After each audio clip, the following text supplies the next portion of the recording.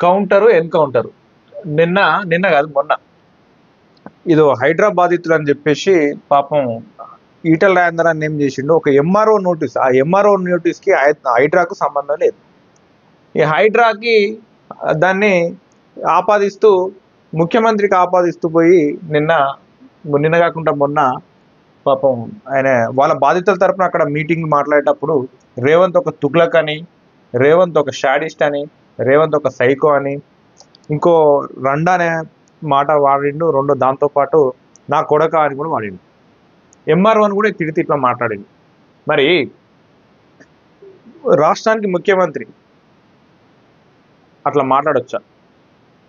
మరి మాట్లాడితే వీళ్ళ పార్టీలో ఊకుంటారు ఇప్పుడు నువ్వు బాధితుల తరపున మాట్లాడినవు అధికార పార్టీలో ఉన్నటువంటి వాళ్ళు వాళ్ళ కార్యకర్తలు ఎట్లా ఊకుంటారు వాళ్ళు కూడా ఏదో ఒకటి స్పందిస్తారు కదా